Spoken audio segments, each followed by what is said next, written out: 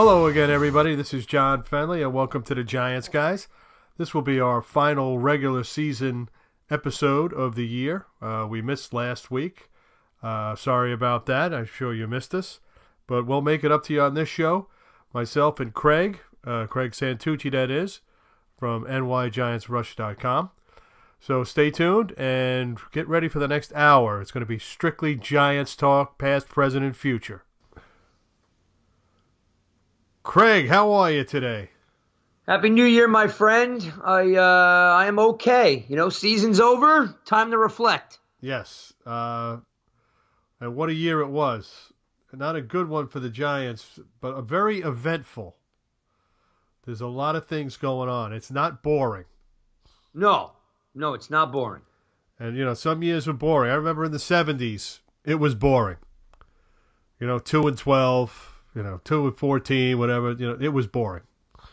They didn't even come close in games. They had no stars to speak of. That's different now. They have stars. They're competitive every week. They don't win, but, it's fun to watch. It's frustrating, but it's fun. They're not going anywhere. You just like to see them compete, and we'll talk about some of that. But just to start off, the 800-pound gorilla in the room, Eli Manning's future, and I'm sure you saw Dave Gettleman's comments on that yesterday. Yes, watch the press conference, and not to get too sidetracked, but Mr. Gettleman looked in good health, he did. Which is really nice because if you've ever had anybody with cancer in your family, you know it's a long haul, it's a long lonely road, and good to see him looking healthy and in a very upbeat mood too. Yeah, exactly. Which is encouraging, and again, just as a human being, I'm rooting for the guy. So. And you're right, 800-pound gorilla in the room. And every day that goes by, I think I have a different opinion or a different take. But what I do know and what I do believe is I don't think they're afraid, and I say they as in Gettleman and Mara, Tisch. I don't think they're afraid to make a hard decision. Would you agree with that? I don't know what's happening because they have two concurring and conflicting philosophies in that building, I think. They want to rebuild, but they don't want to rebuild. See, they signed Odell Beckham Jr., that long contract, that big contract. They want to keep Eli, but they're not sure. If they had a candidate to replace him with, he'd be gone. Yeah. But they don't. So No. He doesn't really know himself right now, Gettleman, what he wants to do. If it was up to him, if he could find a better option, he'd make the change. It's going to cost them money to do it. We've been through that, with the salary cap, because Eli's still on the books. Yeah, and I agree wholeheartedly. Like, if they had a decision to make, they'd make it. But they're, we can go on and on and on, and everybody seems to have an opinion. Nobody knows for sure.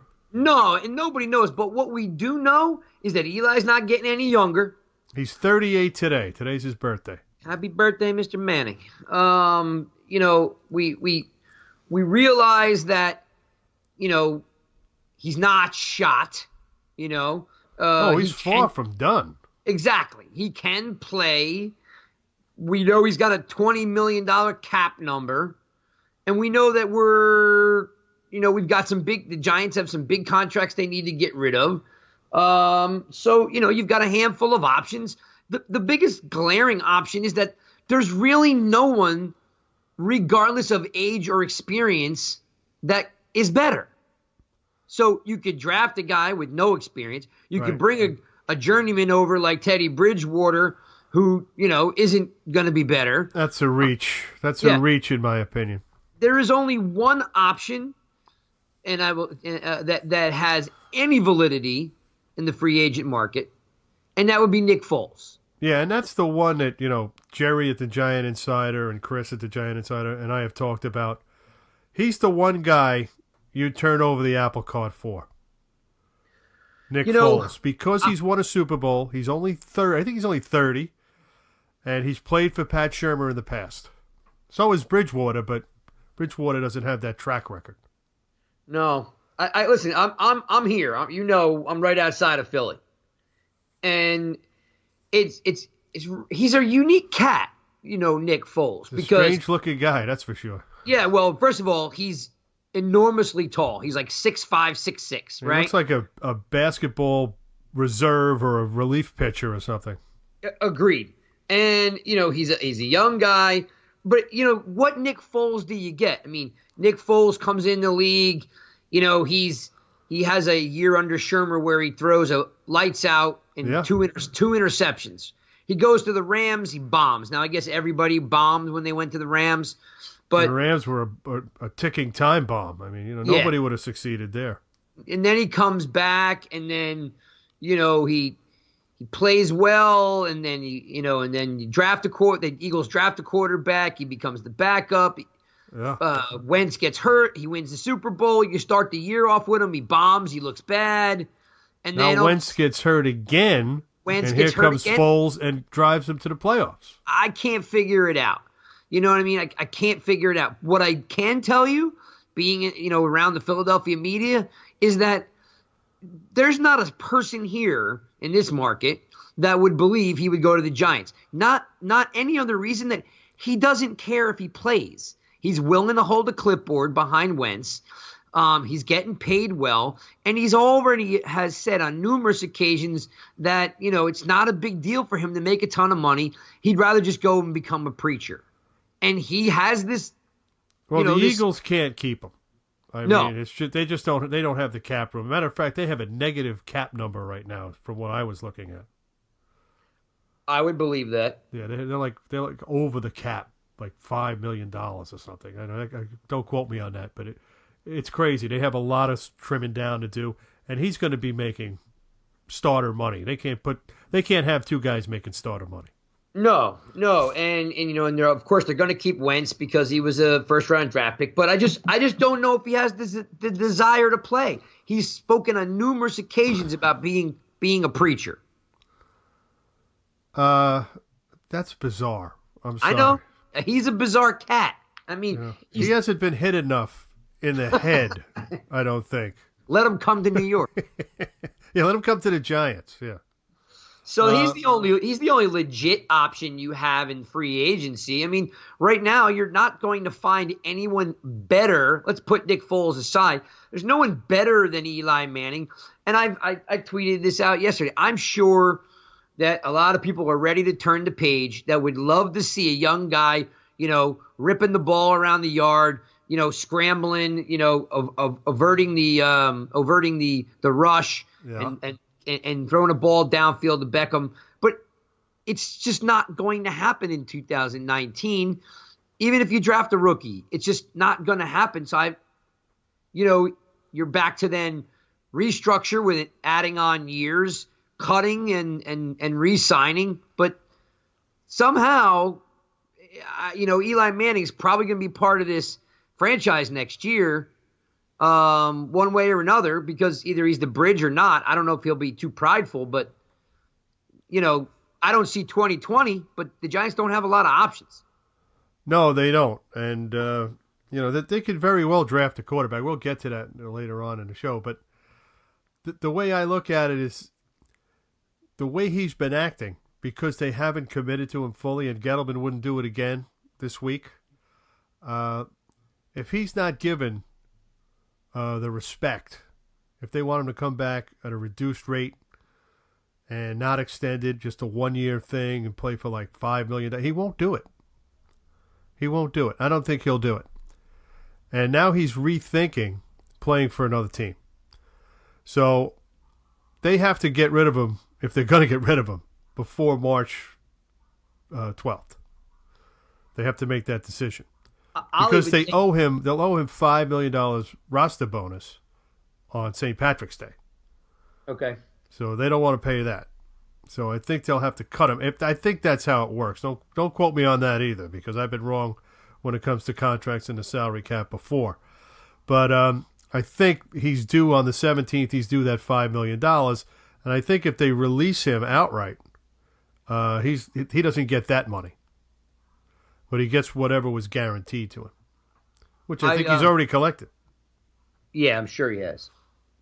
I will mention that, so I was at the game on Sunday. I was fortunate enough to be on the field for pregame warm-ups. And, Legally Eli or legally, yes, Oh, legally. okay, good. Yes, I It's was nice to fortunate. see. Yeah. Yeah, I was fortunate to have a field pass. And at one point during warm-ups, Eli trots out three tiny little girls, on hand, little blonde hair, blue-eyed suckers. He rolls them out. All the press is taking photos.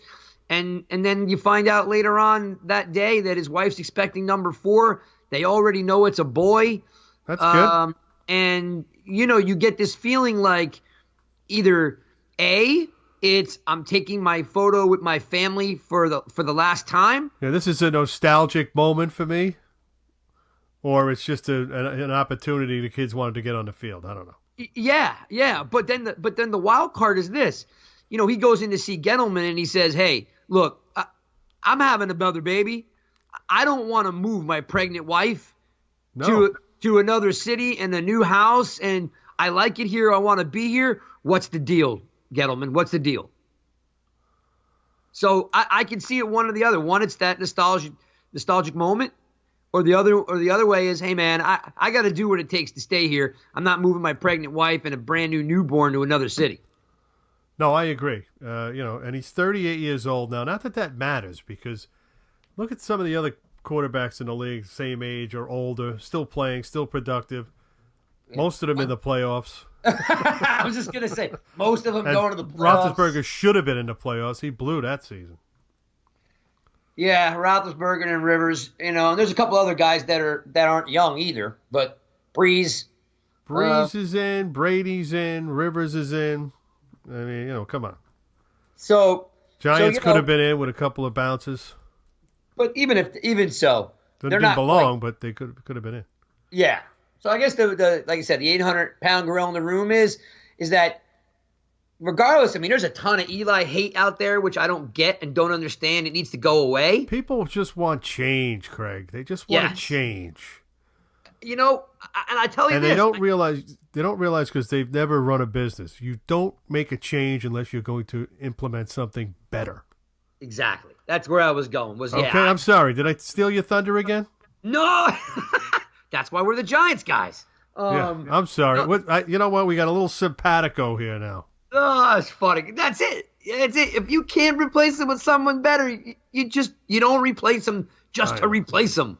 I mean, I don't get the Eli hate, and I get it. You are 1,000% right, is that everyone's looking for a little bit of change. And I'm sure when training camp rolls around, if 10 is out there, I might be like, man, I'd sure like to see a young kid rip in the yard. But there's nobody better. Yeah, find me that kid. Until you do, right? Yep, exactly.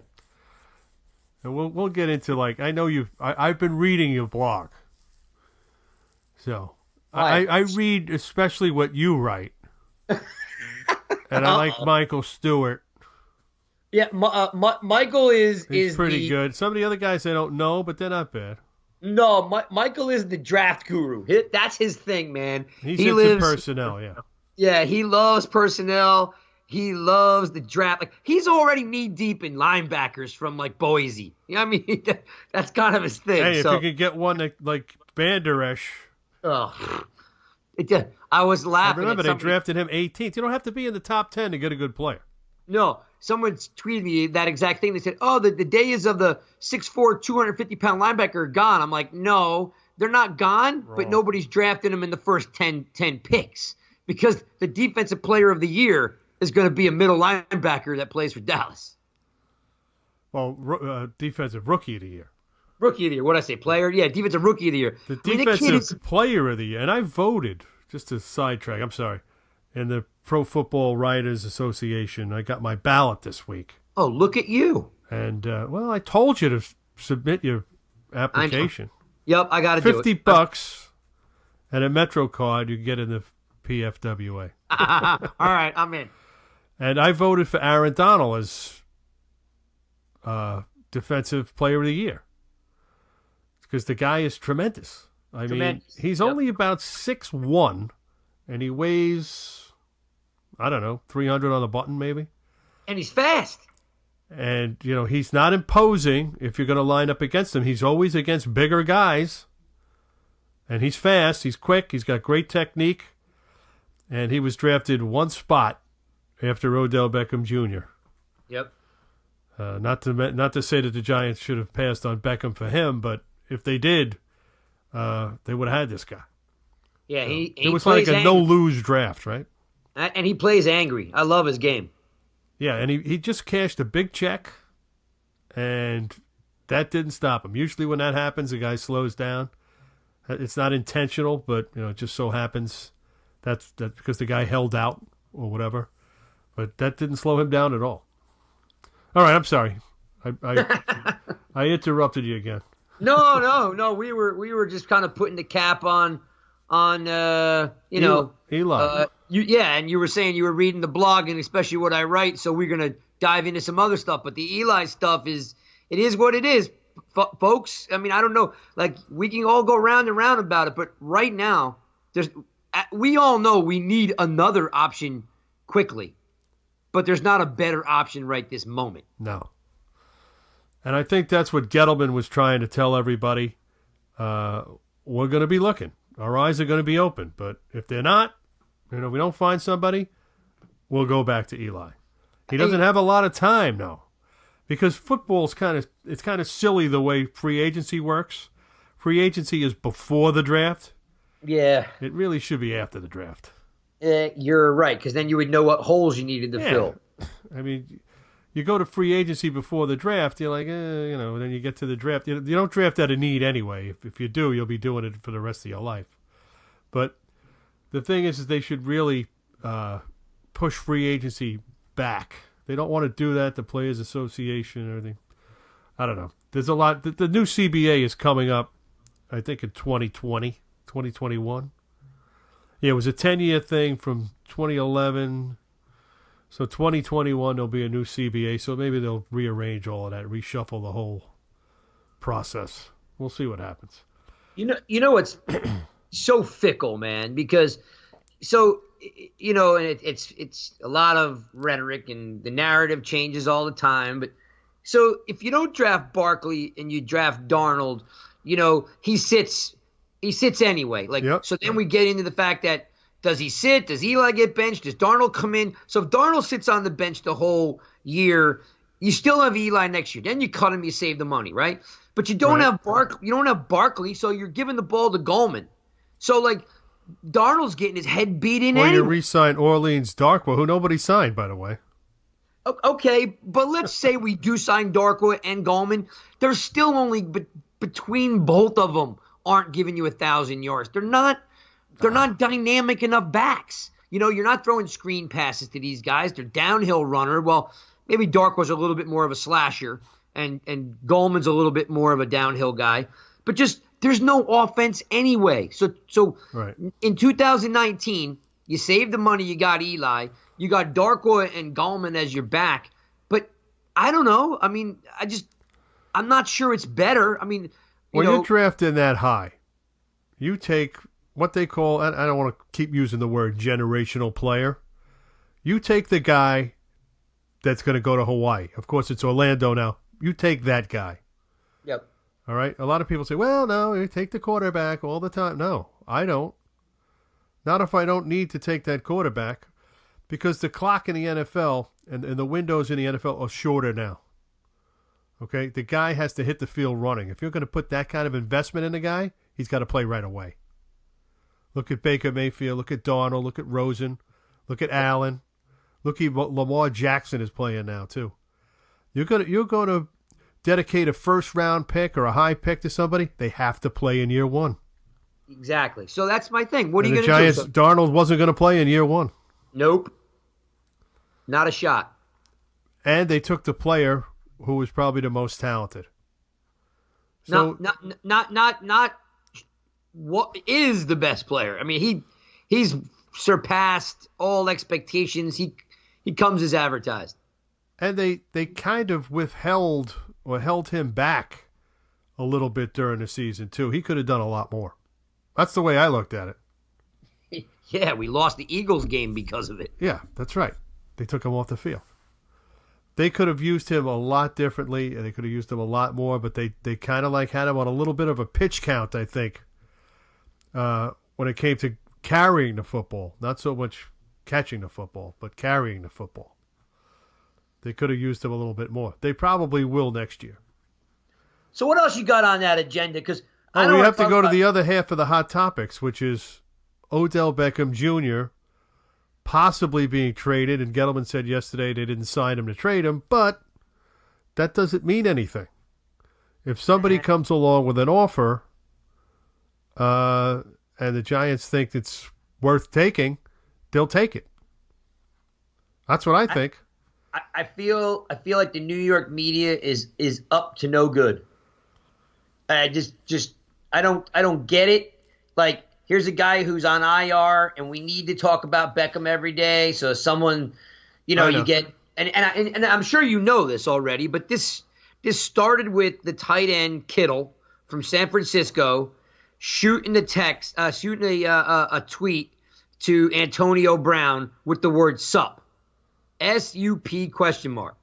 Which opened up the door to say, hey, if you're not happy in Pittsburgh, come out here to play with us. Does San Francisco have like a mint out there that I don't know about, like a vault full of money? No, but remember that Kittle doesn't care about the money and the economics of the game. He just started this the salary cap applies to them too. 100%. But players don't care, right? Okay. This is just one player creating a whirlwind of stuff. And then everyone jumped on it and went, nah, AB's not leaving Pittsburgh, but Odell could. Like, it just there's nothing to this. No. Like, yeah, if someone said, here's but there my is first something round, to it. Well, I'm sorry, continue. Go ahead. No, if someone offers a 1 this year and a 1 next year, yeah, maybe it happens. But just, I do believe in the fact that, you're not going to win with Corey Coleman and Shepard. I compare Barkley to, and I don't know if you saw my tweet, I compare Barkley to Marshall Faulk. Yeah, that's a good comparison. Okay? You had Kurt Warner, you had Marshall Faulk. You didn't see the Rams trading Torrey Holt or Isaac Bruce. Okay? Like, you're not going to go out and trade Odell Beckham unless someone absolutely gives you a quote-unquote Herschel Walker, Ricky Williams type of deal. You're not going to get that kind of deal anymore. That's why I don't think he's going anywhere. And well, I can't it doesn't make sense for them to do it because they've already paid him so much money and they haven't gotten that much out of him. But this whole thing started with a tight end in San Francisco and Antonio Brown. I don't even know how Odell gets in the mix. Somebody literally just created this out of nowhere. Yeah, they talked about it before the season. Apparently the Rams were interested. They're not interested anymore, but they were interested. Just to talk about Odell for a second, I remember an old coach telling me about players. He used to call them hood ornament players. And I'm like, okay, what's that? And he's like, well, you ever see you're standing in a parking lot or in a restaurant and a car pulls up, a beautiful shiny car with a beautiful shiny hood ornament, and everybody, the first thing they see is that hood ornament, and everybody goes, wow, and then the car pulls away and it's puttering and stuttering and stalling and everything else. He thinks, or I think, that Beckham is a hood ornament player. He looks great on the front of the car. When he pull up, everybody goes ooh and ah, but he doesn't help the car run any better. He's not a core player. That's what that means. Sorry, I took the long way around on that one. No, I got it. He's not a core player. They don't win with him. They don't win without him. They don't lose. Win or lose, it doesn't matter whether he plays or not. Eli Manning threw for 300 yards last week. He wasn't on the field. Latimer made some great plays. He did. Okay. Shepard made some great plays. Ingram, terrific. To me, they could make him more of a wide receiver. I don't see it. I know you don't see it, but the thing is that they dedicated a lot of the money because of the pressure on Beckham. that Beckham puts on this team. They put a lot of money on him, and they're not going to get their money's worth from this guy. I'm telling you. Well, let me ask you this. Let me play devil's advocate with you. Who made him a hood ornament? The New York media did, and all the stuff that comes along with him. I mean, well, he does it himself. Well, a little bit of both, though, because I can remember 2 years ago, 2016, against Washington, he had 12. I'm going to look it up. He had like 10, 12 catches for like 200 yards. Like we don't have a quarterback that, like, look, Antonio Brown was a 6th-round draft pick, right? Roethlisberger will give him 20 targets. So, and I'm not, listen, I hate some of the Odell antics and the things that, come along with Odell. But, and again, it's a give and take here, because Ben Roethlisberger throws the snot out of the ball at Antonio Brown. Short, mid-range, and long. The New York Giants don't throw the snot out of the ball. Different offense, that's why. Different offense, different quarterback. We can love Eli all we want. He's not a gunslinger. The difference between Manning and Roethlisberger, and there's a big difference if you see them standing side by side. Without a doubt. I'm just saying. Roethlisberger will stay in the pocket and take hits. Yes. Until the last second. He will take the hit and absorb. That's why he's always hurt. Yes. I agree. Even as big as he is, he'll get hurt. But he plays. Eli won't do that. And, he's a little smarter, I guess. No doubt. He'll get rid of the ball. He'll check down. He won't do that. And but I think that's why people say you need a quarterback that can extend plays. I know.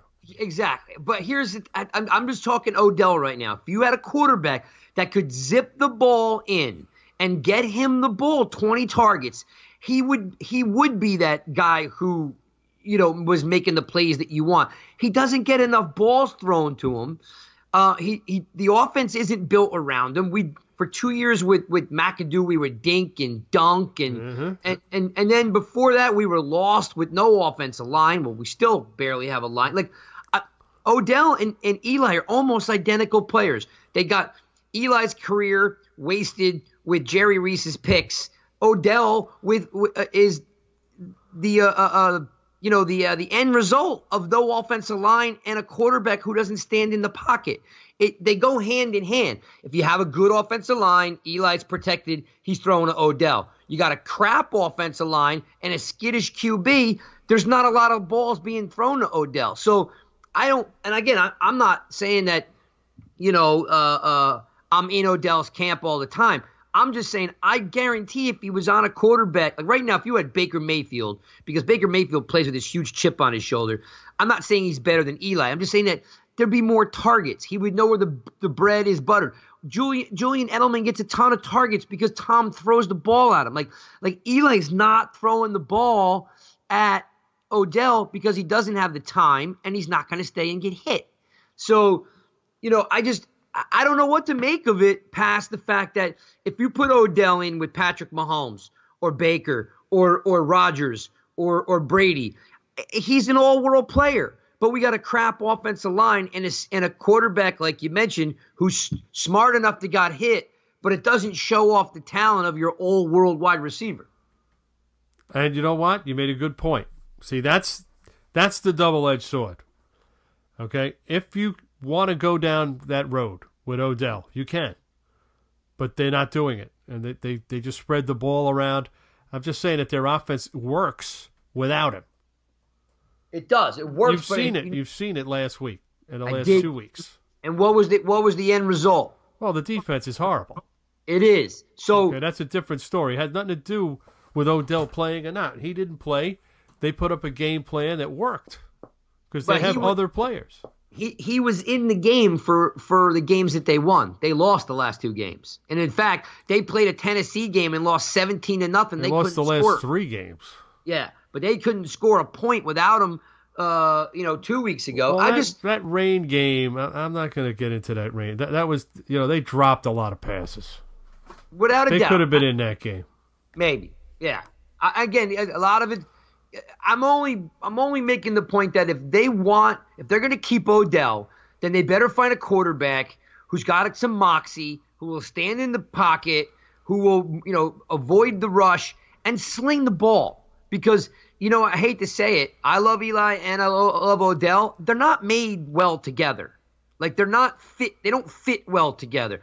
That's why, guys like Toomer and guys like Cruz and were a good fit for Eli. But those burners, those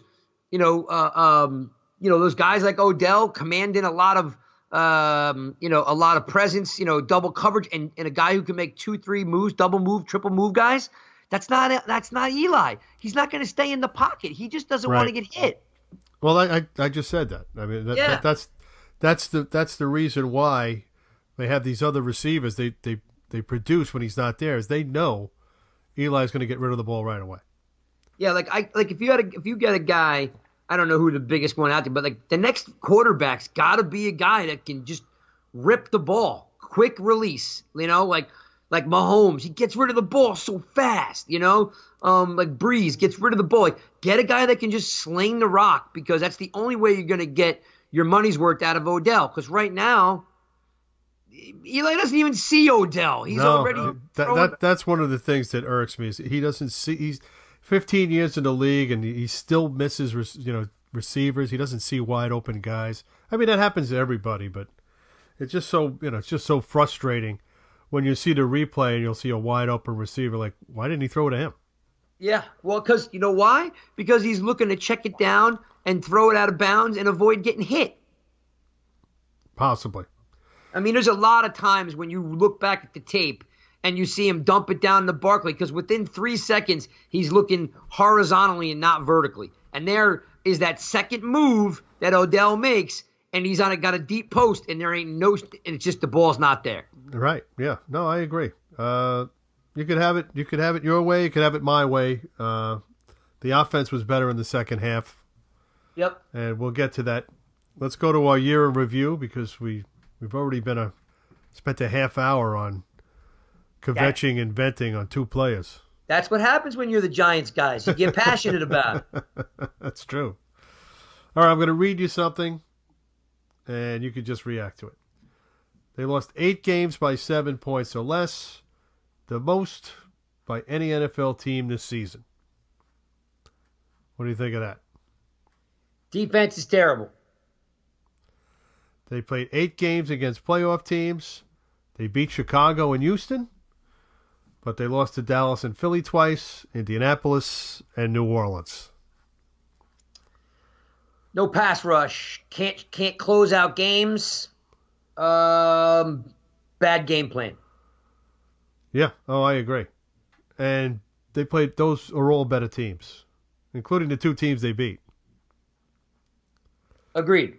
I mean, I'm in the camp that if the Giants have the most points in the NFC East but have given up the most points in the NFC East, it points directly at your defense being able to do 3 things. You can't rush the passer, so the quarterback's got a clean pocket. You're asking your cornerbacks to cover too long. And 3, if they're covering too long, they're giving up yardage, chunks of yardage, and you can't close out games. So regardless if it's Odell in there or Corey Coleman in there or Sterling Shepard, you got to close out games. There's no pass rush. Quarterback. Listen, I'm sorry, Dak Prescott is not a good QB. He hit a tight end last week. Tight end who had never scored a touchdown in his life had 3 touchdowns. Like, you got to be able to sack the quarterback, put pressure, hit the guy, put the fear of God in him. But no, we don't have a pass. I want you to go back and look at the tape from last Sunday's game against the Cowboys. Yep. And when Blake Jarwin, that's the tight end you're talking about, he scored 3 touchdowns. Yep. Right down the middle of the field. Yep. Nobody touched him, including Curtis Riley, who decided not to tackle him on one play and let him go into the end zone. Oh my goodness, might have been one of the worst plays I've seen in 20 years. I think he played his way off this roster, but we'll talk about that in a few minutes. Take a snapshot of who's on the field playing defense in Sunday's game. Just take a snapshot of it. Like players that we don't know their last names? Players that shouldn't even be in this league. Yeah. Well, weren't in this league until recently. Yeah. Number 41. What's his? Kenny Ladler, Oh Nate my goodness. Stupar is out there in fair territory. He's a special teams guy. Shouldn't be playing defense. Nope. Okay, B.W. Webb had a nice year, but he's an undrafted free agent, I think. Yes. Curtis Riley, who they Terrible. took off the field, they benched him after that. Yeah, he's a corner playing free safety who cannot figure out how to take the right angle to the ball. Right. Okay, think about Tay Davis, right? Undrafted free agent, rookie, Yep. playing middle linebacker, and just reacting. He got a sack, but he's really reacting. He's not anticipating, where Ogletree is an anticipated type of player. Landon Collins was missing. Okay, you're replacing him with Michael Thomas, another guy who's really a special teams player. I do like Thomas though, but Oh, he's a only great if Collins player. is there. Yeah. But he's not Landon Collins, especially when it comes to playing in the box. Landon Collins is like Luke Kuechly. Yeah. He's wherever the ball is, that's where he is. Yeah. And when he doesn't play, they miss that. Of course, they miss it. Yeah. So to your point, you've got a defense of Scrubs, undrafted free agent scrubs. Yeah. scrubs, guys that it's like the B team out there, the C team, not even the B team. So Dak Prescott looked like a world beater. But he's playing against nobody. He's playing against guys who are on practice squads, taxi squads, firing squads, whatever. Yeah, firing squad. Somebody sent me a snapshot of who was on the field. I'm like, no wonder they stink. Yeah. They're terrible. That's Curtis, why. and you're right about Riley. He's a good guy, good kid, but he's going to be gone. Yeah, well, I don't know whose bright idea it was to convert him from corner to free safety And play all 16 games. Started all 16 games. I mean, he is just a terrible free safety. You and I have talked about it throughout the year when people are talking about Collins' cover skills. Like, the guy tries to do a lot. If you had a legit, straight up free safety and you had a center fielder, maybe they may still lose the same amount of games, but you're not getting shredded down the middle of the field. That tight end caught 6 balls in the middle of the field, 3 of them. I thought Jason Witten was back. I said in pregame, I don't know what happens when Dallas shows up, but somehow they have this invisible cloaking device that makes whatever tight end the Dallas Cowboys have, he becomes invisible to the Giants. It was so frustrating. I just gave up. After he scored the first time, I said, okay, well, that won't happen again. Think again. Happened twice more. The topics that you were bringing up still all, 8 games by 7 points. You don't have a defense to close out. Right. You don't have a defense to close the games out. You don't have a pass rush. You don't have the right personnel. Regardless of what happens to Odell and Eli, the defense needs to be fixed again. Right. So we'll get to that in a few minutes, but let's go through some other things that I have on my list that we want to talk about. The year-end awards. Who is your MVP? Giants MVP. Oh, Saquon Barkley. Okay. So we agree on that. Offensive Player of the Year, Saquon Barkley. Agreed. Defensive Player of the Year. For the Giants? Yes. It's tough, but I'm going to have to go Landon Collins. And if not Landon Collins, I mean, I went with Ogletree.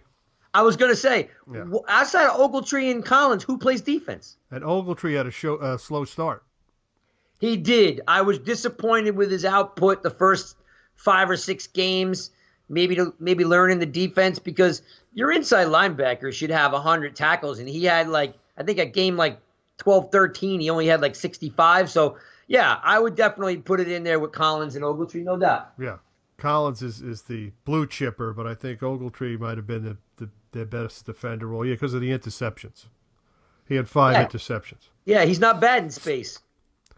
Special teams player of the year. Should be an easy one. Yeah, Rojas. There you go.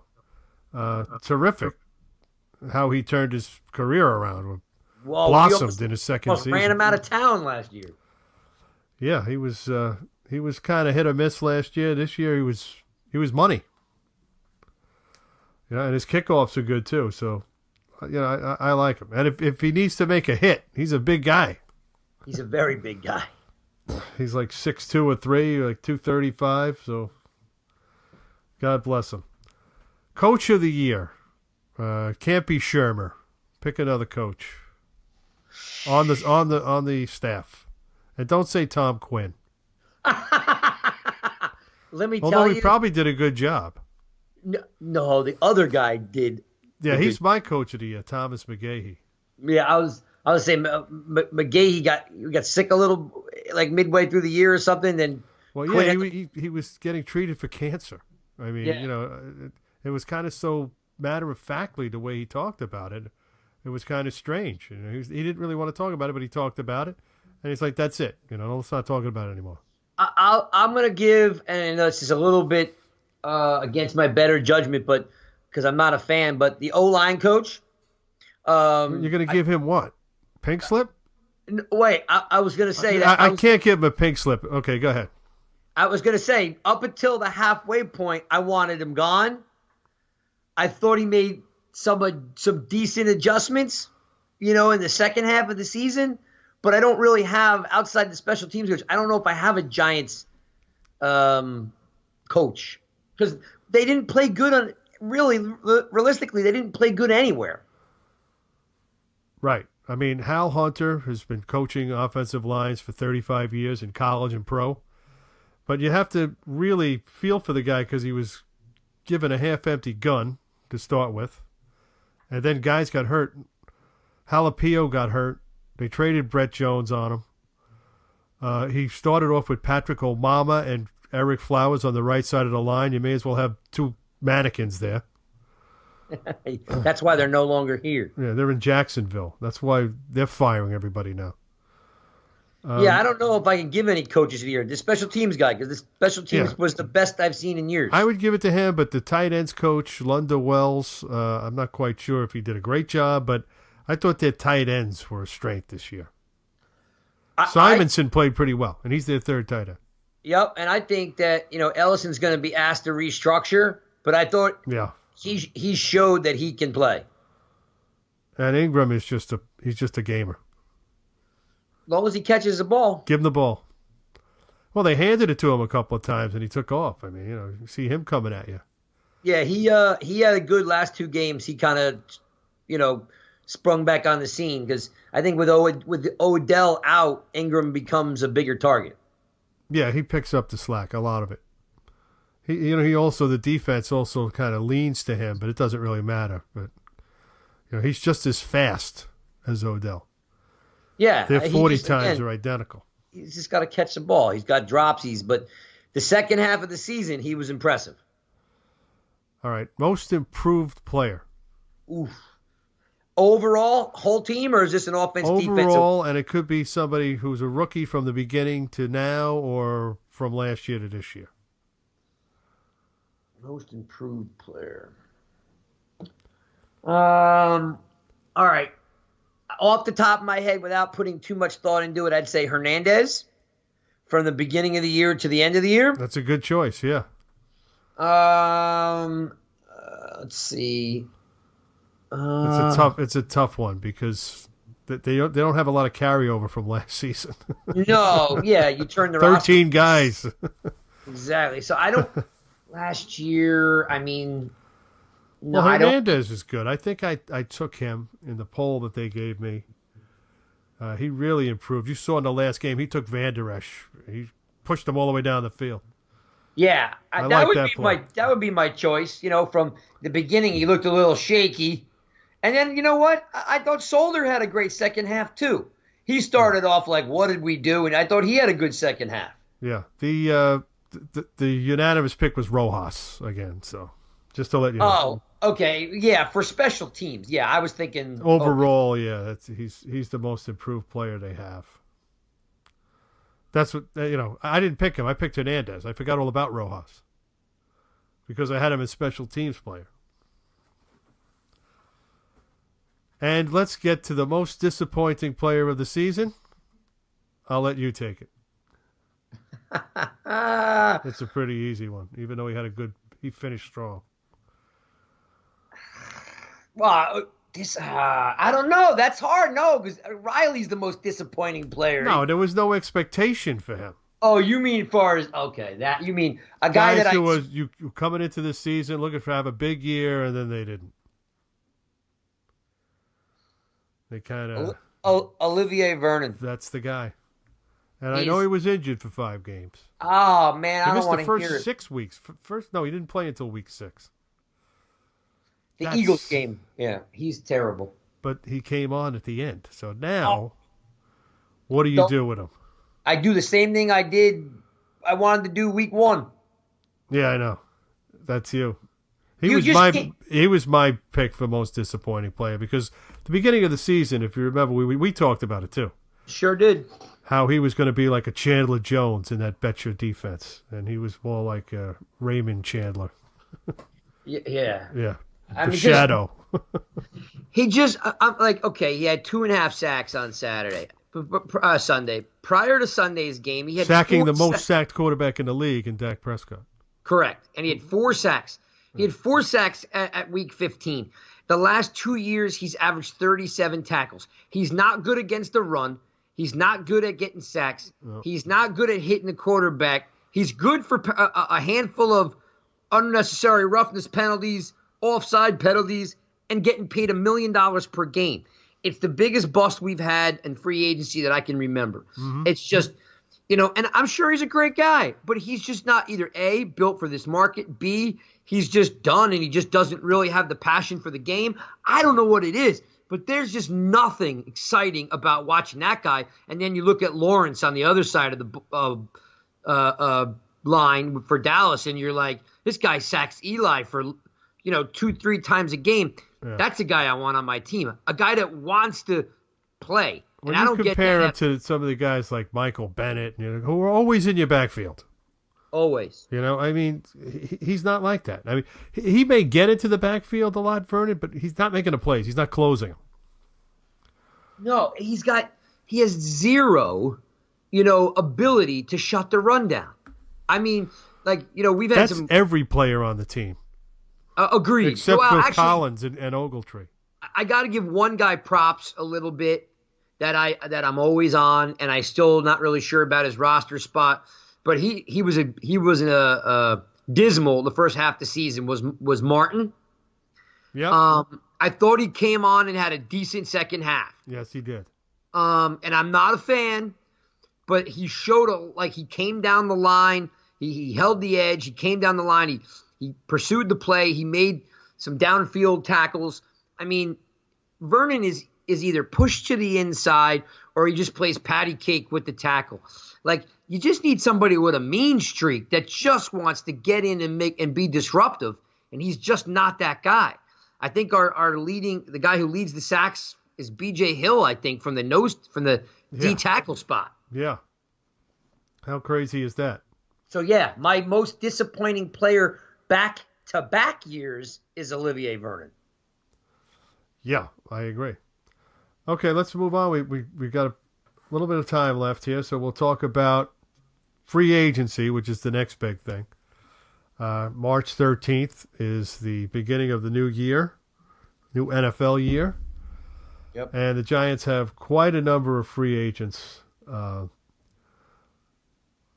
coming up. There's a couple of restricted free agents, starting off with Curtis Riley, Antonio Hamilton, Spencer Pulley, and Corey Coleman. So the Giants will have to tender them. I don't see anybody coming knocking for any of these guys, do you? No. So they'll tender them probably I don't know what they'll be able to do with Coleman, though. He was a first-round pick. They could probably tender him with a later-round pick because he was out there. He's been on 4 teams already. So, I don't see anybody coming after him. Exclusive rights free agents, Alex Tanney. Wouldn't hurt them to just sign the guy, right? No, it doesn't hurt you. No, you can cut him anytime. There's not enough going to cost you money. anything either. Eli Penny, Christian Sokoli, who never played, Jordan Williams, who never played, Rosas, Alonzo Russell, and John Jalapio. And Gettleman talked about Jalapio yesterday as coming back and possibly being the center again next year. Oh, really? Yes. Starting over Pulley.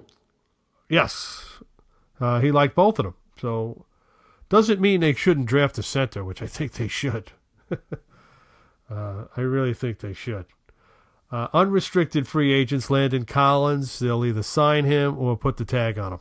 They're not letting him go. No way. A lot of people say, they're going to let him go. No. You do not let him go. I think his tag price will be around $12 million for one season. And then you can renegotiate a long-term deal with him if you don't do it before that. What do you think? Well, you don't have enough playmaking.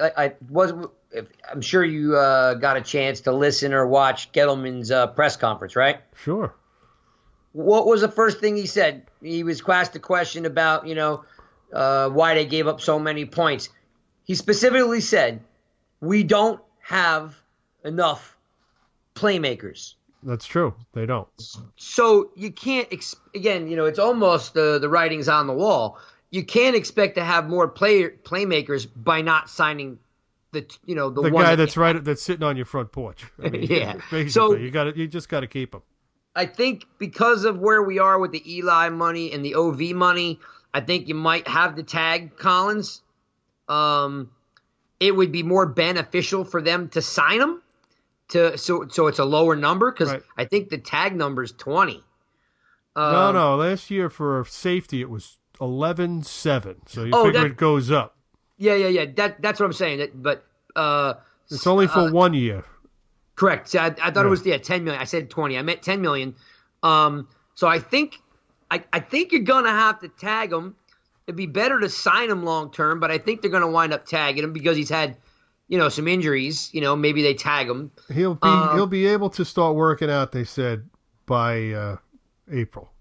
Yeah, he's a gamer. You're not gonna have any problems with him coming back healthy. Yeah. And who was the second player? Okay, there's a whole that Gettleman mentioned. Yeah. I would have to say it was Ogletree. I can't see anybody else on that defense. He traded Snacks, and that really hurt them. It did. He was the backbone of that defense. Because right Tomlinson is not Snacks. Where B.J. Hill can play, I'm not overly excited about Tomlinson's game. It's a little pedestrian. I like him, but I don't think he's an NFL nose tackle. Agreed. He just doesn't have the push. No, he's a 4-3 lineman. He's a defensive tackle, but not a nose tackle is a different animal altogether. He reminds me of Bromley. Oh, please. Just a guy that's kind of like just a guy. That's it. He's got the body style, but he doesn't have the mentality. And I like Tomlinson. He's a better prospect than Bromley, but nose tackle and defensive tackle. A lot of people say, well, he could just play the nose. No, different ball game altogether. Yep. And I don't think he did a good job doing that, adjusting to that. Even though Gettleman thought that he did. He said yesterday he thought that when Snacks left, the young guys picked it up. I don't think so. I didn't see that. I mean, I don't know what kind of deal Morrow got, but he's okay. Let me read the rest of the free agents. Cody Latimer, they're going to sign him back. Yep. He was out there. Nobody wanted him. Came to the Giants. Tyke Tolbert is his old coach. He loves it here. Giants love him. He had a great final game, couple of games. Great on special teams. Good guy to have. Yeah. He's coming back, unless somebody bowls him over. I doubt it. But Mario Edwards, they'll probably sign him back. Kerry Wynn, I would always sign Kerry Wynn. Yeah, again, he's a guy that's playing above his talent level. You got to bring him back. Russell Shepard, like I said, there won't be a big market for him. He's a useful player. Zach Diassi. So did you see my tweet about Zach Diassi? No, I did not. Yesterday, let me see, maybe it was the day before. The Giants just signed the long snapper who got cut by the Packers.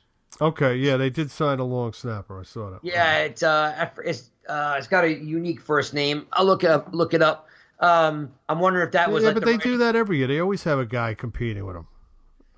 Nobody's been able to beat him out. Yeah, I just thought it was kind of early to sign a guy. Like it's not really a priority, but I mean, it almost felt like hey, you're making $1 million the long snap. He may get more than that. But the thing is that here's another guy who is he going to change cities just to continue his career? No. So they'll get him at whatever they get him for. All right, let's go. John Greco. You got to bring Greco back, but he's got to be dirt cheap. And he can't be a starter. No. Stupar. I mean, he's got literally has to be veteran minimum, right? Yeah. I mean, he was on the street, so yeah. I mean, I like him on specials. You can't put him out there in space to cover a tight end. He's the new Mark Herzlich. Yeah, okay. I'll take that. Josh Morrow. I don't mind Morrow if he's cheap. I mean, but he's a really big body. He's got he came in, remember, he got suspended, so yeah. So he came in late. So, he might be beneficial to have if he gets a full training camp under him. Well, he was there. I mean, he's there for training camp. He just can't play. Yeah. He can do everything else, but he just can't play in games. When you're suspended, you can practice too? Certain suspensions, yeah. Okay. So he was able to practice, but he played in preseason. But he wasn't able to play in the regular season. That's what happens. You can't do anything once that starts. B.W. Webb. I'm okay with Webb, as long as he's not a starter. They're going to have, what do you call it? Beal will come back from shoulder. Beal, right? Okay. Yeah, will come back for that corner spot, and Webb will get pushed to the nickel. Yeah. I'm fine with Webb. I don't think he's horrible. Okay, John Jenkins. Take him or leave him, right? Yeah, pretty much. Scott Simonson. You got to bring him back. He's a great blocker. I thought he had a good year. We busted on him because they decided to throw the ball to him when they shouldn't have one time. Yeah. Benny Fowler. I could leave him. To me, either way. I thought he made a nice catch, took a big hit, held on to the ball last week. And the final one, Jamon Brown. Oh, you got to re-sign him right away. You can't let him hit the market. You cannot let him hit the market. Right. It's just too good of a player because you'll lose him. Even though he likes it here, he was upset the Rams cut him. But when you're in a place and they're winning and you're not playing when you used to be a starter, that's got to be a terrible feeling. Yeah. Well, the Giants like him, the fans like him.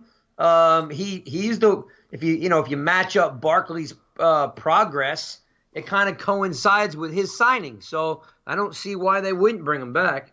That's true. They can't do anything right now, I don't think, with him, but they'll try to get him under contract. What do you when you say they can't do anything with him right now? I don't think they can sign anybody right now. Oh, yeah, okay. Right.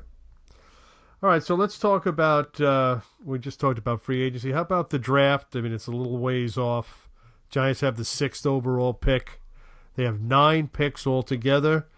They could get 10 if they're awarded a compensatory pick. It could be a 4th rounder, where it has it for losing Justin Pugh last year. So they may have an additional 4th rounder. But let me read to you the picks they have. They have the 1st. They have their 1st and 2nd. They don't have the 3rd. That was the one they used in the supplemental draft for Sam Beal. They have their 4th, and they have an additional 4th, and they could have a 3rd 4th if they get that compensatory pick. 2 number 5s, a 6th, and 2 number 7s. 9 altogether, possibly 10. So this draft, what is this, draftsite.com? I don't know if they updated it, but they have the Giants taking Duke quarterback Daniel Jones at number 6. I don't see that happening, but what do you think? I like Daniel Jones, but the Giants taking a Duke quarterback after the Dave Brown thing, I don't think that's going to happen. It's interesting. It's really. I mean, I'm not even kidding. It's super interesting that it says that they're going to take him, and two, that you circle back to Dave Brown. I had a discussion with a guy on Twitter today, so I had to do a little research so I didn't put my foot in my mouth, which, of course, sometimes I tend to do. Get out of here. Yeah, I know it happens, right? I looked up, players drafted, out of Duke, and throughout their history, they have not produced great pro football players. And it makes a lot of sense. It's a basketball school. Well, let's put that aside for a second, even though it's a basketball school. Duke is as close to Ivy League as you're going to get. True. It is academics first. You, as a smart, savvy quarterback, if you're going to be a student athlete, but your goal is to go to the NFL, you're not choosing to go to Duke. You're just not. It's not saying that guys that go to Ohio or that go to Missouri or go to West Virginia, aren't smart. But people that go to Duke are students first. They're not looking to go to the NFL. Lacrosse players. Yeah, exactly. It's a lacrosse, no problem. Basketball, no problem. But if you're a football player, that's not where you're going to go. So, I pulled up, a long list of players that I got drafted by out of Duke. And out of the last 25 years, the only guy I could find that had any NFL career worth mentioning was Crockwell. Remember him? Yes. The DB the Giants had last year? Yeah. Or was it 2 years ago? So they're not putting out great pros. And the gentleman that I was going back and forth with on Twitter brought up this great point that the quarterback coach / quarterback guru at Duke is the same quarterback guru that mentored Peyton Manning and Eli Manning. Yeah, David Cutcliffe, yeah. Yeah, and evidently he's getting a lot of press. So if he could do it for Peyton and Eli, why couldn't he do it for Josh Brown? I don't know if he can hang his hat on those two guys. He hasn't produced any other great quarterbacks. No. So I do not see this guy as a quarterback guru, and I do not know. Listen, I hope the kid makes it. I just don't know if that would be the move at 6. I mean, for me personally, I'm going on record. I would not take him at 6. No. I don't think I'd take any of these quarterbacks at 6. No. The Giants need to draft a pass rusher, and there are only 2 that have any value right now to me, and that's Bosa and Allen, the kid from Kentucky. Those 2 boys are ballers, and though they are to me worth it. But when you look at the draft order, the Cardinals don't need a quarterback, so they may pick a pass rusher. Somebody's going to trade into those spots, I think. So you got to watch out for that. All right, because the Cards, San Fran, and the Jets don't need QBs. Nope. Oakland needs a quarterback. Well, right? That's if they, Mike Mayock, believe it or not, was just hired as the GM out there. Yep, saw that. And he may think that Carr is expendable. I mean, they're not going to draft over him. They're going to have to get rid of him. So that's going to be something to watch. Yep. If they can't, I don't see them drafting a quarterback that high. And then you have Tampa Bay, who potentially, even though they're saying they're going to stick with Winston, potentially could need a quarterback too. Right. Now, those are the only 2 teams, Oakland and Tampa Bay, that could take a quarterback for the Giants. But then I wouldn't take one anyway. I would wait it out. I would just get the best defensive player I could find or offensive lineman I could find. You got to build a team from the inside out. They still haven't done that. Well, it's the same situation. We talked about this 2 weeks ago. They're in the same boat they were in last year. You have to build the lines up. And that's your chance right there. Get that guy. If you're not getting a quarterback, we talked about this 2 weeks ago. The 2 most expensive positions on the field, and if you want to throw in the third, quarterback, defensive end, left tackle, right? Right. We've already paid for a left tackle. And you had a great idea about moving him to right tackle. Yeah. I'm okay with that if it comes to that. But if we're not picking a quarterback, which I don't like any of these guys. I mean, I'm not in love with I like him, but I don't like him that high. Exactly. So I think the Giants should make sure they get whatever it takes to, they've got four third round, fourth round picks. I mean, excuse me, no third round. They got to get Bosa or they got to get Allen. I think it would be, otherwise they're going to have to trade out of there. That's a good point. The Alabama tackle, Williams, what's his name? Jonah Williams? Yeah, you're not going to sign a right tackle. You think he's a right tackle or a left tackle? You're paying Solder a boatload of money. Yeah, okay, but you still need a tackle. I know they talked about Wheeler. He progressed. He didn't progress that much. But he's still not a talented guy. One of your tackles, Solder or Williams, will play right tackle. So that's fine. It doesn't matter who. You still need a tackle. The only guy I can remember that got signed in the first round to play right tackle was Lane Johnson from the Eagles. Yeah, but you're eventually going to swap him to left tackle. Okay? Once Solder can actually be swapped over. I mean, that was a money grab, his contract. We know that. It was a money dump. He could play left. He could play right tackle, and the other kid could play left. Whoever plays it the best is going to play it. Yep. But you need it. You need two tackles. They don't have it. They don't have any pass rushers. Any. Right. If you go into next season with Vernon, Wynn, and Carter and Martin, I may have to watch another team. Yeah. I can't. Carter. I mean, look at how they get their sacks. They have to blitz. They had one sack on Prescott. No, not Prescott. On Luck the week before. It was Tay Davis. I mean, come on. That was sad. Need a pass rush. We've had, Osi and Tuck and Kiwi and Strahan and all these great. Well, that's because you had a guy named Ernie Accorsi who understood the draft. Yep. Quarterbacks and guys that get the quarterback. That's it. That's all I want. I want guys have to have that. Get the quarterback. Have to have it. Yep. I mean, guys that want to play the run and guys that get sacked the quarterback. I don't know how you look at it any other way. If you can't get Bosa or you can't get Allen, then okay, give me Williams. But I don't see Bosa. If the Cardinals have the number one pick, depends on who their coach is, of course. They're changing coaches again after 1 year. Yeah, not a good move. But I don't understand. But you have to take the best player you can get. And I think he might be the best player in the draft. Might be. Bosa? I don't know. Bosa, yeah. So they're not going to let him slip. I think we talked about that before. And then, San Francisco and the Jets could both use a pass rusher. Oh, yeah. Both of those teams could use anybody, any big body they could find. I got a bad feeling about this draft because 6 is a bad spot. You're not high enough. Always not high enough. You're in Cedric Jones territory. No, don't say it. Don't say it. You remember that draft? Everybody in front of them. A couple of Hall of Famers, and then they ended up with Cedric Jones. Jonathan Ogden was taken right before them. Painful. Come on, one more spot. Just fall down. One more spot. Like you're watching a Keno board. Come on, that one number.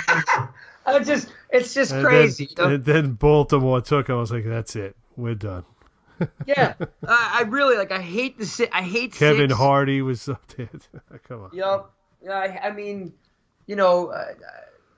that's it. I'm sure there's other pass rushers, but to me, it's Allen and Bosa, and then I like the tackle Williams. Yeah, there's the kid Oliver. Well, a lot of people are comparing to Aaron Donald. Yeah, a lot of people like him. I don't know enough about him.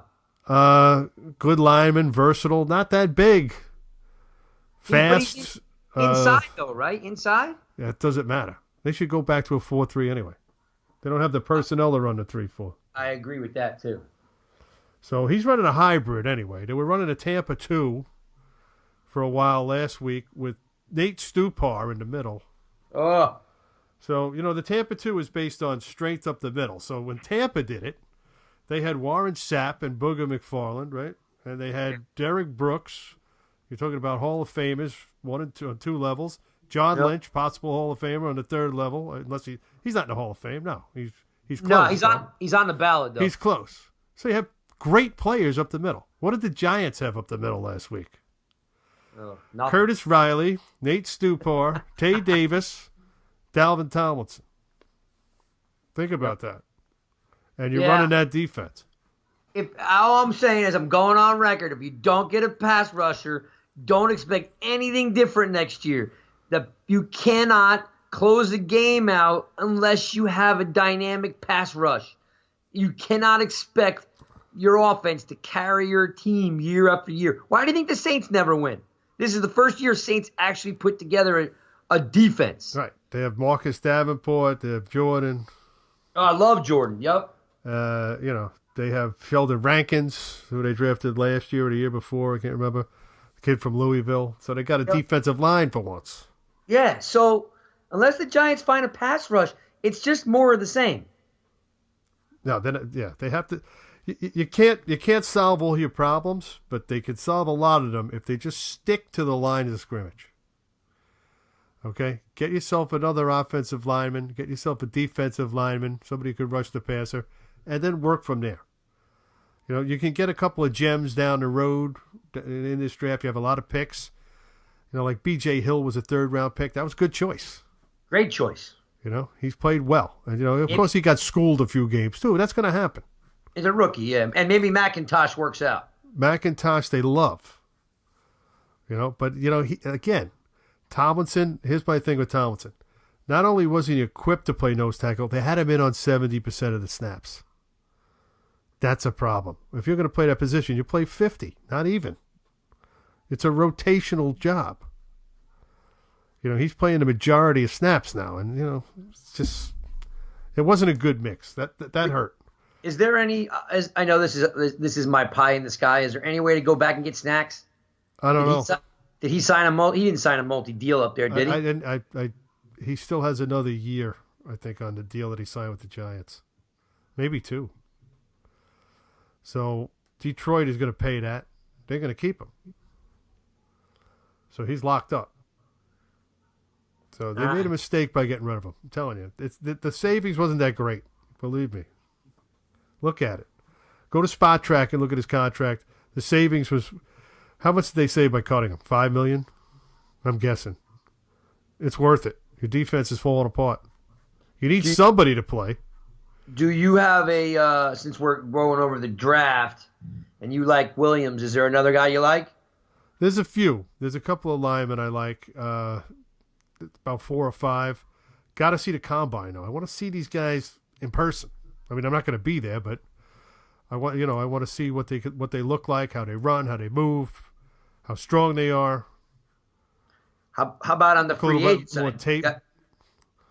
Free agency? Yeah.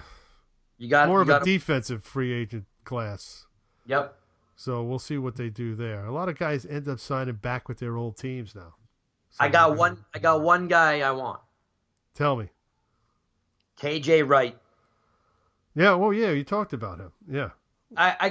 The guy plays the run. He's not a huge, sack the quarterback kind of guy. And I think what does Seattle play? 4-3? I think so, yeah. He had a little of a down year, but because he got hurt. But I like this guy KJ Wright. I think he'd fit in perfect. Now again, he's 30. That's the only thing. They won't sign him. Yeah, they won't sign him. If you're trading snacks at 29, you're not signing anybody over 30. That's the thing. You don't get many good guys in free agent that haven't already had a. Yeah, they've got the tread is off the tire on a lot of these guys. Yeah. I mean, what are you gonna? I don't understand. You're looking for a free agents, at 26, 27. It's not going to happen. No, they're still in their first contract. Yeah, and a lot of guys get locked up. First round picks stay on their team for maybe forever, minimum of 5 years now, with the 5th-year option, and then beyond if they sign again a second contract. And the Giants still have to find a free safety somewhere. Yeah, they have to find some. I don't know. I have no idea what they're going to do there. I can't believe they came into the season with this guy playing free safety. in training camp he looked good, but they all look good in shorts. Other teams got to look at him and say, "We're going to expose this guy," and they did. And he didn't help himself because he's just not a good down in, down out player. He did make some plays. I mean, you can't deny that. Well, that's what happens when a guy runs over you and you hold on. Yeah, you hang on to him. Yeah. he drags you into the end zone, but I had him all the way. Exactly. All right, you got anything else you want to cover? I think I covered everything. We're gonna have a couple more shows before the draft or free agency. Oh yeah. No, yep. I want to beat the dead horse here. If you're looking for a QB profile, I got a new contributor that is doing a little bit of a QB profile for me every couple weeks. So, all right. The kid from West Virginia is up there, Greer. I know you like him. I do like Greer. He's gutsy. He's got a good arm. Big kid. I like him. He's not worth a top 10 pick, but no, he's not. If you're looking to get a little profile or a little bit more familiar, Greer and Locke from Missouri are up there now, and I think he's working on the kid from Duke, Daniel Jones. Yeah, he's working on Jones now. So nygiantsrush.com, and of course you could always bother the hell out of me on Twitter at nygiantsrush. Yep, and we usually do. Yeah, exactly. Which is fine. I don't mind. You're so easy to provoke into an argument on Twitter. I know. Sometimes. You know what though? The first time that I've had Twitter, I actually blocked the guy this week. Oh. First time ever. And the Giant Insider blocked some other guy too, and they come to me like I'm the blocking police. I'm the Twitter police. I'm like, I don't know. Yeah, what'd you do? I blocked the guy. I blocked the guy who I can't stomach anymore. Like, one thing is, I was wrong today about something. I admit it. Hey, I was wrong. My bad. I said I was killing people for killing Eli. I said, so-called Giants fans. And the guy said, wait, just because I don't want Eli to come back, I'm not a Giants fan? So I took it back and said, you know what? My bad. You're right. I can't say, so-called Giant fans. There's plenty of really good fans that, just like you said, want change. So change for the sake of change. Yeah. That's what I'm willing, though. But I'm willing to say when I'm wrong. I blocked the guy. I did block a guy, and it felt damn good. Yeah, I don't really care if somebody says anything about me. I'm too far along in the tooth to worry about that. But my Twitter is @John_Fennelly, and I tweet specifically about Giant stuff. Sometimes I tweet some baseball stuff that irritates me because I'm a Mets fan. And I did cover the Mets for a long time, and it's just irritating. So if there's something interesting, I'll tweet that or retweet it. And, of course, @GiantsGuys, and then thegiantsguys.com. You could also read me in the Giant Insider magazine. And you can also read me on USA's GiantsWire, where I put about 2 or 3 pieces up a day. That's a great site. We do news, opinion, video, whatever. Anything to do with the Giants goes on there, whether it's important or not. Dan and I, we report it. And sometimes we give our opinion. Sometimes it's just the flat-out facts. And, we leave the opinion part up to other people. But going forward, that site's going to really blossom. And the Giants guys will also do that. If you go to GiantsGuys.com, it says the Giant Insider Online. And that's because I'm teamed up with the guys from the Giants Insider, Jerry and Chris. And I use a lot of their stuff. And those guys do a great job. Chris is on at the facility every day. Jerry's the editor of the paper. And I do a lot of work for them now. I do 2-3 articles I do the game recaps. I do the stats. I do an opinion piece called Giant Steps, which is interesting sometimes. Not all the time. Well, it happens, man. Like I said, at nygiantsrush.com, half the time I'm trying to figure out if I should write something or hand out those things, and you don't know how interesting they're going to be, and then the ones you don't think are going to work, those pieces work. Absolutely. If you do lists and slideshows and stuff like that, a lot of people hate to click. The thing is, I find out if you do original content, you're going to get traffic. Yep. People love our original content because they can read it on their phone at lunch That's it. or on the train or the bus or whatever. So yeah, it's stuff you can't get anywhere else. Yep. And we try to be, we try to give them some different stuff, Like I said, we got the podcast up there, the Giants guys. Yeah. Monday morning Manning, we always recap what Eli did the day before. So which is good. What are you going to do if he's not there next year? Oh my! What are you going to do on Monday? I'm going to have to find a quarterback whose last name ends with M. Mahomes. Yeah, something. I don't know. As long as they don't listen, I've gotten heat all week about Haskins, and it's like I want everyone to know I like Haskins. I just don't think a quarterback who has started for 3 months in college football deserves the keys to the New York Giants. No, not at all. It's got nothing to do with Haskins. The kid can ball, and he throws vertical down the field. From a mental standpoint, no matter how smart the kid is, they don't groom quarterbacks in the NFL anymore. That's why they start when they're freshmen and they're sophomores. That's why I said if they were going to draft Darnold, he would have had to play right away. They would have had to make an Eli decision this year. It would have cost them a fortune. Yeah, and I don't think that with 3 years of college football experience, I don't think Haskins is ready to start. And then, as you mentioned, you draft a guy in the first round, you got to start him. So colleges groom quarterbacks, not the NFL. The NFL, you got to be a quick processor, be able to learn the playbook, and be a general of men. So, I'm sure Haskins can do it, but man, he would be such a better, well-rounded player if he stayed in college and had one more year of experience. I know Trubisky is the only guy out there right now that's having some success with 1 year, but it's one guy, So I don't know. I don't want anybody to think I don't like Haskins because that's not the case. Because the kids can ball. In 2020, you'll have Tua, and you could have Haskins, you could have Fromm, and you could have Herbert. It'd be a great quarterback class. Yeah, I think that's what they're probably going to look at. But just to talk about, somebody tweeted me positional value, why the Giants should have taken a quarterback over Saquon Barkley. Because of positional value. Running back is not an important position as quarterback.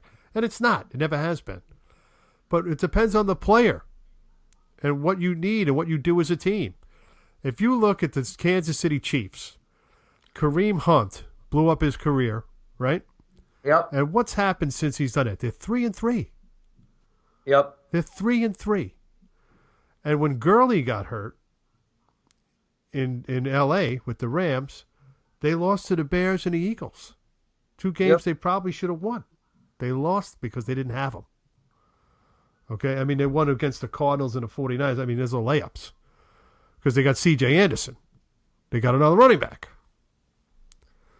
But without a running back in that offense, they don't go. If you take Zeke Elliott off the Cowboys, and look at Zeke Elliott. They're a 5-win team. That's right. They run because he runs. If he's not on that offense, they don't win many games. They don't make the playoffs. How about for the Saints with Kamara? It's the same way. That the Breeze is a great quarterback. But his career was revived because he got Alvin Kamara. And Michael Thomas doesn't hurt either. But yep. Oh, yeah, hands down. But without a running back, with Ingram and Kamara giving you that 1-2 punch, it makes the Saints a complete team. That's right. A balanced offense. I don't understand why people positional value. Running back is an important position again. Teams are running the football. You need that guy. You need that bell cow guy. And if you lose that guy, you lose. You don't win because you set your whole team up to run that way. That's the way your offense runs. Now, the Kansas City's trying to figure out what to do without Hunt. I mean, he's got this guy, Damian Williams, playing pretty well. But he's not Hunt.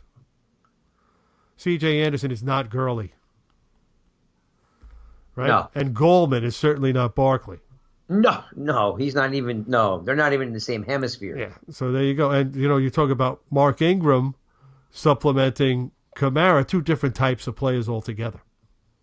Oh, yeah. That's the old lightning and thunder type of guy. Kamara's your breakaway guy, and Ingram is your, between the tackles runner. He's your scrimmage guy. So I don't want to hear about positional value anymore. Please don't tweet it to me anymore. I don't want to hear about it. Okay? It all depends on your situation. All right? If you think a running back is going to help your offense go, you take him.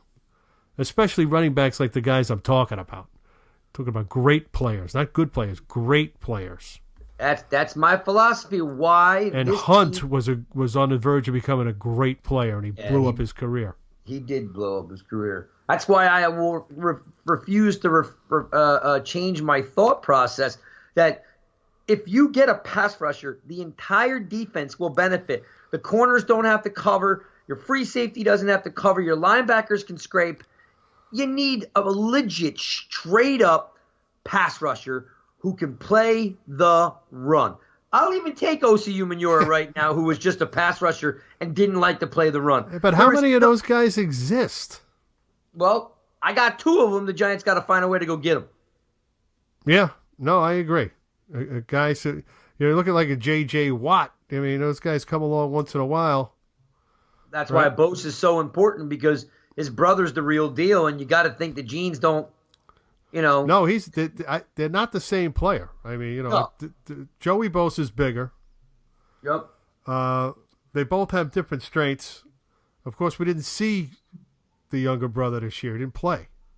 Yeah, he only played the first couple games. So that was it. He begged out, and that was it. And he could have come back, but he didn't. And it was a business decision, which is fine, because Ohio State didn't really. They probably would have been better with him. But, they wouldn't. I don't think they would have won any more games if he had been there. They won as many games as they're going to win. But I think he'll be the number 1 pick. Herbert probably would have been the number 1 pick if he came out, even though he probably doesn't deserve it. That's if somebody would have traded up. Remember, the Cards don't need a QB. Somebody would have traded up. Denver was ready to go. Denver was all over it. They were scouting him like you wouldn't believe. Like the Giants were scouting him. Yep. The Giants were there 3-4 games. And, who was standing right next to him? John Elway. He came there personally to watch Herbert. Even though he signed Case Keenum, he knows that's not his answer. The Giants, they're looking for the next best thing. They really need a quarterback. But right now, like we said, it's going to be Eli. Don't want to beat the dead horse. You have any final thoughts? Because we're kind of really going over this week.